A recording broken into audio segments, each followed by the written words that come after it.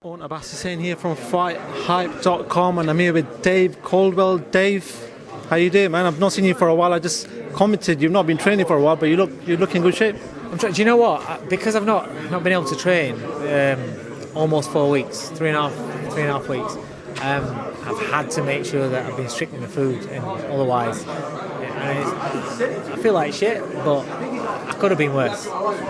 You know, you get a lot of trainers who've got that dad bod going on. You know but you don't seem to be one of them guys. I just train every day, like literally every day. You know, I have probably mostly I have Sundays off, but it's about 6 days a week I train. I'll do something.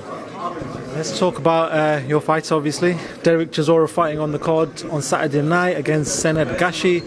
Now, this sort of link-up's been quite weird, because obviously David here and yourself have had a pass, but it seems like everything's been sorted, and he recommended Chisora to you, and you guys seem to be getting on well. Talk to me about the sort of progression that you guys have had in this small period. Yeah, it was a surprise to start off with, but do you know what? It's been sound. We had a chat, explained how I operate, because I was worried that he might be one of these fighters that kind of like half does it your way, half does it his way, and that can't happen. And the fact that I'm 5'4" and I'm 10 stone, so I'm not taking some 18 stone monster on the pads every day if you're not going to be listening to me and doing, you know, because it's not healthy for my body. So he's given me everything I can ask for. He's been 100% on everything. He's listened on everything, every little detail. You break it down with him. It's been fantastic. So yeah, it's been really good.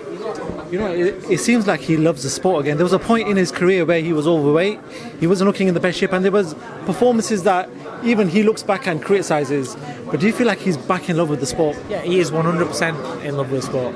He, the David Hay influence and the whole Haymaker influence on eating clean, and he's seen what that's done to his body and how he just feels generally. And then obviously his performances in training because of his cleaner eating, healthier lifestyle. So he's seen the benefits of that. So that's kind of given him a bit of a boost, a bit of a wake up call. And so he's gone on a progression from that. You know, he spoke about it in that press conference, and I've asked Eddie the same thing. The top 3 or 4 seem like the fights are not happening. Like, obviously the top 3 are not fighting each other, and we know why, because they're all on different broadcasters. But then you get people like Derek Chisora who are there but could step in at any point because they're not fighting each other. Just because they're not all fighting each other, they each one's got an opportunity. They've got to pick somebody else. So all those guys at the bottom, it's gate crashing every interview. I've just watched him gate crash Kilgan, and now he's gate crashing mine. Come on, let's say something. We talk about heavyweights. Yeah. Coming in. Now you can talk about heavyweights, actually. George, well, let's talk about your heavyweight and what we just spoke about, Derek Chisora, and sort of getting in the mix with the big boys. He did talk about it in that press conference, and you feel like there isn't maybe one more opportunity there for him to fight for a world title. You know, in this division, anything can happen. You just don't know. But ultimately, what you've got to do is you just got to keep on winning. If you keep on winning, it's there. And the fact is that he's a big name, he's well known, the fans like him, and he's entertaining. So they're boxers that are quite vital when broadcasters, when promoters are looking for a fight. The fact that he's lost a lot of fights as well are also a big tick, because the fighters are going to think, well, he gets beat, he goes to that level, yeah, we'll give him an opportunity. Whereas if you're some sort of killer, then they might be a bit more reluctant to give you an opportunity until you're mandatory and you have to fight him. You know, there was a lot of talk about actually Joyce fighting Derek Chisora, there was an offer placed and whatever else. But let me just talk to yourself about your link up with Joyce. Can you give us more of an insight to that? What are we looking at? Because obviously he was with Abel Sanchez. Didn't work. I assume he's back in the UK now. His manager Sam Jones first contacted me quite a long time ago, and I just said, no, I'm too busy. It wasn't something I could do. But Sam was persistent, and eventually, about a year later, they eventually came to the gym. We had a chat. I did a trial. I like him. I see things that I could see working at the highest level. I like him as a fella. That's the first thing. I have to like the individual before deciding to work with him. And I believe I can help him achieve things. What do you reckon? What do you make of Joyce? Oh, it's pretty much what Adams was saying. I've spoken to him a number of times, and he's a big frightening prospect, but he's a really nice guy. He's out of the ring, he seems dead soft, and he's a nice guy, and he can fight. Mate, Fowler tells me about him all the time, what he was like in the amateurs, and I just steamrolls through everybody. He's phenomenally strong. He's very, very athletic. You know, he does all the gymnastics and stuff like that. Yeah, I mean, he's a weapon, but he just needs somebody to teach him. That's where he comes in. Whilst I've got you both here, and obviously want to talk about the news that broke out yesterday in regards to Jarrell Miller, I spoke to Eddie Hearn about this. It seems in the US is a problem in regards to drugs. It's more of a problem in the US than the UK, because in the UK it seems like there's more testing done. Is that correct? What makes you think there's more testing done in the UK? With UK, I'm going to walk off now because I've just spouted off twice. I'm sick to death of it. I think the whole thing's a mess from top to bottom. From the people that put the chemicals on the list to say they're banned, from the food chain, everything. Somehow there needs to be coherence and some cohesion where the governing bodies, the promoters, the managers, the clubs, the testing agencies, WADA, that everything needs to come together to actually structure testing, banning, compensation. For example, you're a coach of a fighter. Your fighter loses a fight and gets knocked out or gets hurt, and the guy that's knocked your man out fails a dope test. Your man doesn't get a penny compensation.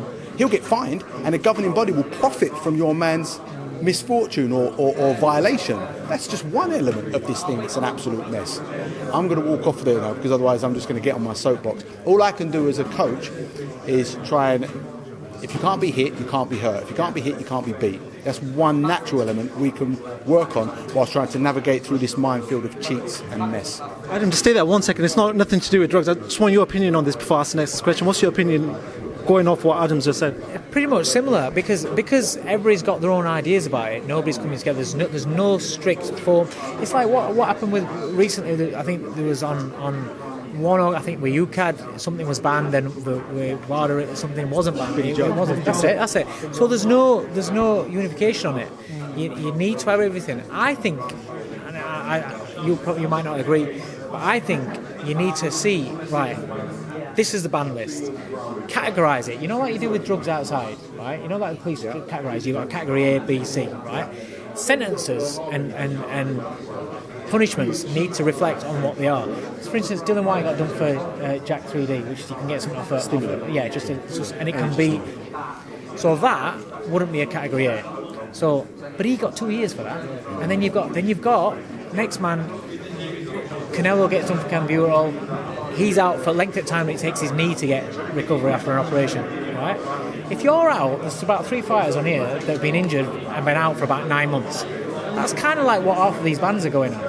You know, a few months here, a few months there. So it's like having an injury. So where's the deterrent in being out for that? So if you get banned for a category A type PED, 4 years, 5 years, something like that, right? Category B, maybe a 2, because I'm thinking you can't just ban them all at once. So maybe category B, a 2 year, and then something that's a minor, 9 months a year. If across the board, if you get caught again, ban for life. Ban for life. You get caught for again. I think there's certain chemicals that should ban you for life automatically as well.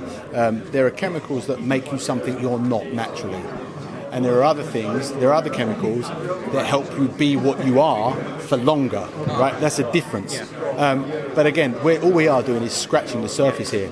And somehow this myriad of information and this absolute mess of a situation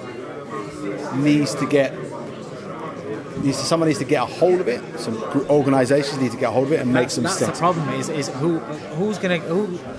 They all need to get together with it. So you've got like... Our boxers are licensed in the UK, right?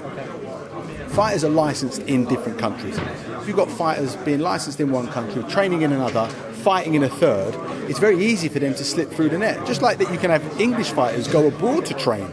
So UCAD don't catch them, right? So it's what can I do apart from just piping up like this? As a coach and a manager, to protect my fighters, all I can do is say, right, if I've got a fighter that's a commodity where I've got some leverage and some negotiating power, I'm going to insist from now on that any of my fighters like that, their opponents sign up to random testing throughout their training camp. Not just the night of the fight when they could have used something and it's out of their system, not just the week of the fight, but for a 2-month period prior, they have to sign up to random dope testing. So at least I can have a bit of comfort to know that wherever they are in the world, someone's knocking at their door at 6 o'clock. But then the problem is as well, when they're out of camp, they can be loading up on shit. Yep. And then they're going into camp and I might get drug tested now. So don't arrange a fight until. That's there's always all a reason to say why not, right? But what I'm trying to say is something I can actually do. And if we sign up for a fight 8 weeks in advance, put in the contract, and the promoters should start putting it. Eddie, Frank, Bob Arum, they should all start building relationships with VADA or organisations or dope testing agencies where every contract they have for a fight, somebody signs up for random dope testing from signing the contract until after the fight. That's something that the promoters can do, and all they have to do is a little bit of investment from all the money they make and put the wording in a contract. The problem is I don't think anything like that's going to happen until somebody dies. And that's what's when please God it doesn't happen, but when somebody's seriously injured or somebody dies and then the other fella fails the drug test, then the shit's gonna hit the roof big time. And it's the same as anything. People always wait until something happens before they do anything about it. Are we just piping up? And this interview will go up, and then it will just get lost in all the other interviews that people see, and no one does anything. It's true, but hopefully something happens. Hope, wing and a prayer. Hope's a terrible thing, son.